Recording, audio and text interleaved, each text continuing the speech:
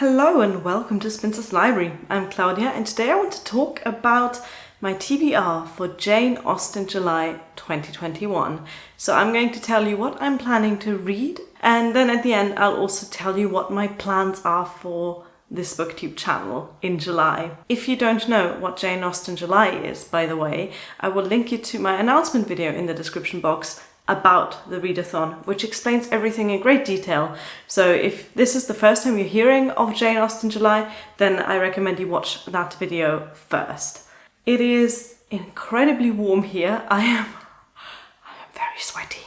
So I'm gonna try and make this short-ish. We know I'm not very good at that. So let's get right into it. For the first challenge, which is to read a novel by Jane Austen, one of her main 6 novels. My first pick for that is going to be Persuasion, which is also the read-along novel that is happening in the last 10 days of July. So I will be joining that read-along. Persuasion is the last written of Jane Austen's novels. It was published a few months after her death in 1817, and this is one of her novels that I've only read once so far. In fact, I have actually made a review video about it, and I made that shortly after I read it. But you know what? I haven't seen that review video in the last 3 years or whatever since I've made it, and I think I was very favorable of the novel. I remember it fondly, but I have only read it once. So this is going to be my first reread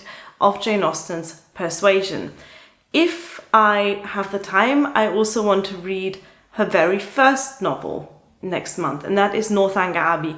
Northanger Abbey was actually published together with Persuasion after Jane Austen's death, but it was her first finished novel. And that's the other novel of Jane Austen's that I have only read once so far. And those two I remember being very different from each other.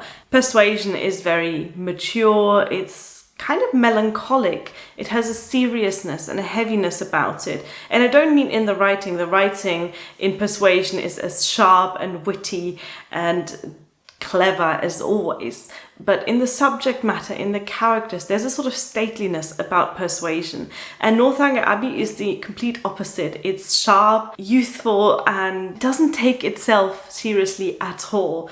It is the most satirical, it is the most biting, it is the funniest of Jane Austen's novels.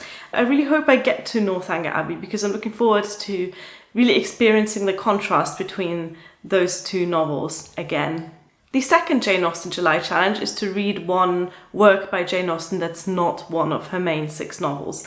And for this one I am reading for the first time Lady Susan, which was written even before Northanger Abbey and is a short epistolary.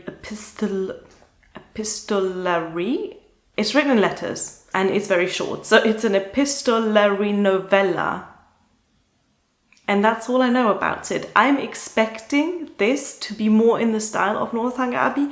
I'm expecting this to be exuberant and sharp and hilarious. And I hope that that's what I'm in for, because that sounds amazing. The third challenge is to read a non-fiction work about Jane Austen or about her time. And I was on the lookout for some pop history, for something light and approachable, and something that reads completely different to the heavy academic literature that I read day in, day out. And I stumbled across a relatively recent release by Ian Mortimer. His latest book is called The Time Traveller's Guide to Regency Britain. Now, you may have heard of his best-selling non-fiction work, The Time Traveller's Guide to Medieval England, which was published, I think, about a decade ago. And since then, he's been continuing this series of pop history books about specific time periods from this point of view of the time traveler. So I believe they're all narrated in present tense, and they're all written in a very conversational and entertaining style. So The Time Traveller's Guide to Regency Britain came out last year, and I am quite looking forward to that. It sounds really fun.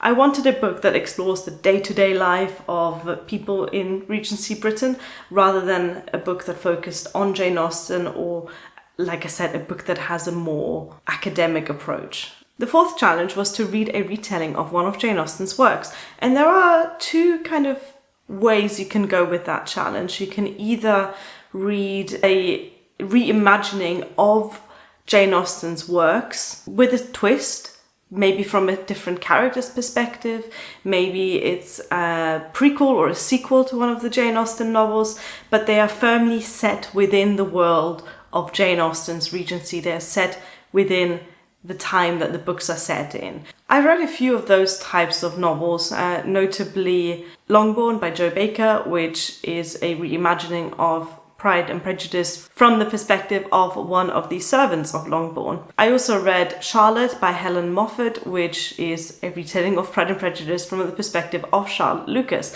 So there are loads of these kinds of novels, but I found that as a whole I don't really like them, because inevitably, in comparison with Jane Austen's actual works, they come up short for me. So I'm going the second route, and that is retellings of Jane Austen's works in different settings, different time, different place, stories that take inspiration from Jane Austen's novels, but that aren't trying to be set within the same world. So last year, I read Ayesha at Last by Uzma Jalaluddin, which was a Pride and Prejudice retelling set in modern-day Canada. And this year I have picked a young adult novel set in Tobago called Where the Rhythm Takes You by Sarah Das. This is a really recent release. It was only published in May of this year, and it is a retelling of Persuasion. I'm intrigued by this novel because I am planning to reread Persuasion and then to see this novel that is inspired by it. I think it's going to be an interesting reading experience. So, Where the Rhythm Takes You takes the story of Persuasion and sets it in modern-day Tobago. The main character is the daughter of a man who runs a holiday resort on Tobago, and the Captain Wentworth character is a young man who left Tobago to become a music star, and then he returns to the holiday resort as a Grammy-nominated music artist, and, I guess the two reconnect. It sounds really fun, it sounds really intriguing, and I haven't heard too much about this book yet, presumably because it has just been released. The fifth challenge is to read a book by a contemporary of Jane Austen, and I am going to read Mary Wollstonecraft's A Vindication of the Rights of Woman, which is a book that I have dipped in and out of for my academic studies, but that I haven't actually read cover to cover. I started reading it a few months ago and then kind of stopped. I didn't intend to DNF it, I just kind of didn't continue. Was in a bit of a reading slump, so I'm going to pick this one up again. In fact, I'm going to read this one on audiobook, which I like to make especially non-fiction texts, especially old non-fiction texts, just more accessible to me. I take in the information much better when narrated to me. A Vindication of the Rights of Woman was Mary Wollstonecraft's, I guess, defining work, published in 1792, and it is a sort of proto-feminist response to the Enlightenment discourse that was going around Britain and France at the time. The last two challenges are viewing challenges, and the first one is to watch a direct screen adaptation of a Jane Austen novel. I'm going really obvious here. I'm going to watch last year's Emma with a full stop for no reason whatsoever. I haven't seen it yet. I've heard a lot of good things about it. I've heard a lot of negative things about it. I'm going to see if it topples the BBC 4-part series as my favorite Emma adaptation. I don't think it will, because it's really hard for a single feature film to adequately adapt a novel as big as Emma. I think all Jane Austen novels should be like 6, 8, 10-part series. But we'll give it a watch. It definitely looks very pretty if the trailers are anything to go by. And the seventh challenge is to watch a modern screen adaptation of a Jane Austen novel. So that is an adaptation that puts a modern spin on a Jane Austen story.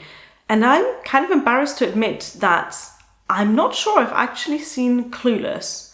I think it may have been on one time when I was in the room, but I don't think I actually paid attention to it. I definitely remember seeing bits of Clueless, but I have no recollection of actually watching the entire film. So that's what I'm going to do, because it is such a classic. I've heard from several people that it is the best Emma adaptation, even though of course it is set in 1990s America. And I'm quite excited to watch it and see if it lives up to its reputation without the nostalgia factor, because the nostalgia factor is not there for me, because if I've ever seen it, I've completely forgotten all about it. So these are the books that I am planning to read and the adaptations that I am planning to watch in Jane Austen July. Before I finish this video, I want to talk to you about my channel plans, because as always, I get a little bit too into Jane Austen July and I make my channel all about Jane Austen in July. So I've got 4 videos planned. Let's see if any more are going to happen. The first video that's coming to you on July the 1st, and I am hyping this up so much because it is genuinely the best video I have ever made. I am so excited to show this to you, and it is a collaboration with some other booktubers. I don't want to spoil anything, but I also want to adequately hype this up enough so that you tune in on July the 1st and watch it. I'm just going to give you a little preview. Okay, this is going to be quite hard. Oh my god. This is really frustrating, Claudia. Something's telling me that if I carry on, she's going to get worse.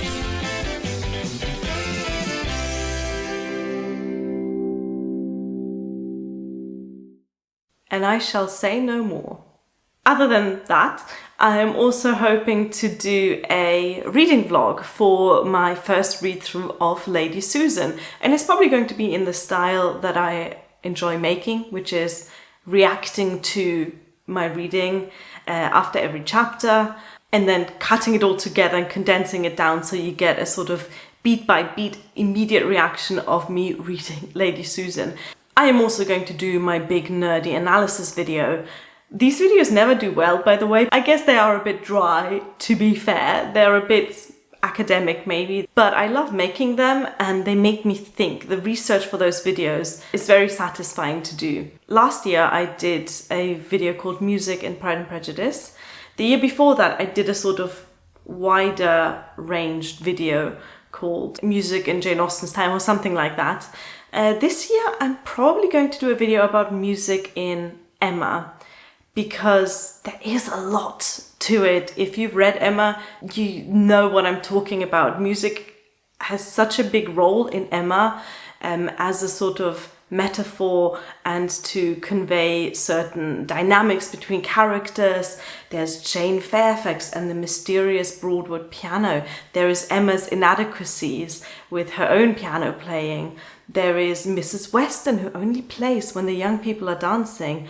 There's Mrs. Elton, who gave up music at her marriage. There's a lot of subtext there, and I'm hoping to do a real deep dive into it and make a proper nerdy video about music in Jane Austen's Emma. Another video I've got planned, and I like to do these videos every now and again.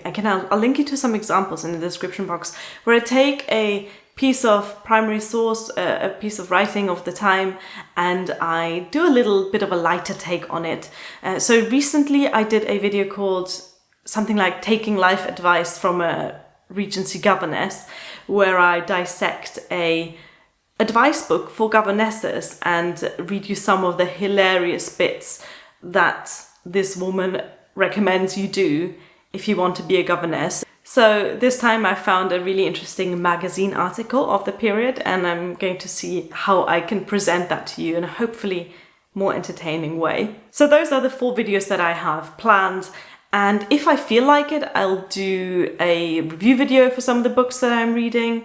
With book review videos, I'm kind of at the point where I'll make a review video if I feel like I have enough to say about a book, and if not, then I'll just not talk about it. So there you have my reading, watching and booktube plans for July. Let me know what yours are. Thank you for watching. Bye.